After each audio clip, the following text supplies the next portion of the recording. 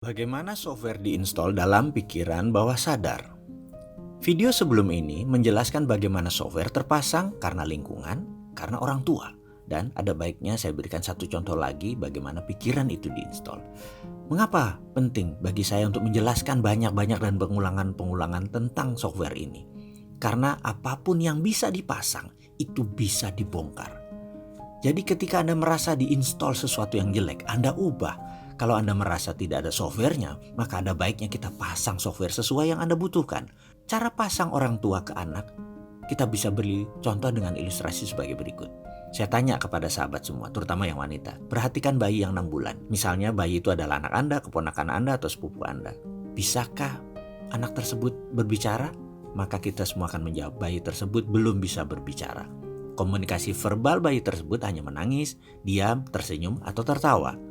Ketika bayi tersebut menangis kejar dengan keras dan lama, maka pertanyaannya, apa yang dilakukan oleh kedua orang tua itu? Atau orang tuanya? Ada banyak jawaban atas pertanyaan tersebut.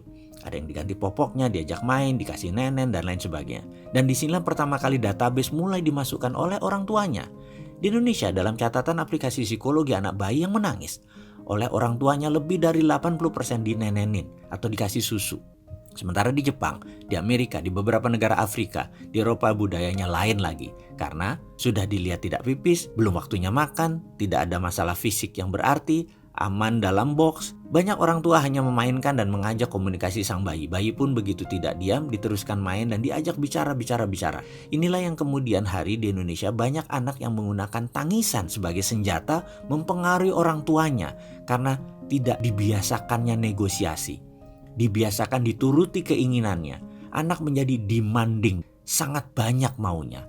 Ada lagi yang harus diperhatikan, ada software lain yang dipasang orang tua pada sang anak dengan ngegampangin dengan nenenin tadi. Pertanyaan, mengapa bayi tadi menangis? Kita bahas satu-satu kemungkinannya. Karena lapar, karena kepanasan, karena kedinginan, karena pipis, karena tidak nyaman, karena kesepian, karena mau main, dan lain sebagainya. Intinya karena komunikasi belum banyak vocabulary-nya, maka dia menangis. Sekali lagi menangis karena ada masalah. Ini kata kuncinya. Ada masalah. Disinilah software orang tua memasang software tersebut dalam bahasa pemrograman kepada anak tersebut. Saya ulangi. Disinilah software orang tua dipasang ke anak tersebut. Atau dalam bahasa pemrogramannya, kalau diibaratkan otak manusia adalah komputer, disinilah momen di mana orang tua sedang memasang sebuah program, yaitu 80% orang tua akan meneneni anak tersebut agar terlepas dari masalah yang terjadi. Kesimpulan, programnya begini. Jadi inilah program yang dipasang. Nak, kalau ada masalah dalam hidupmu, masukkan sesuatu ke mulutmu.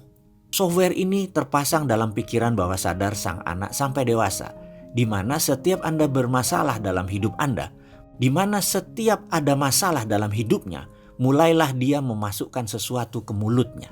Baik itu makanan, minuman, rokok, gigit jari, gigit pensil, apapun dimasukkan ke mulutnya untuk tenang seperti nenen sang ibu.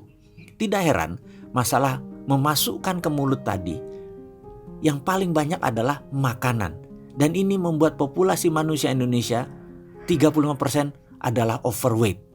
Jadi kita sudah mulai paham tentang bagaimana software itu terpasang dalam pikiran. Kita lanjut.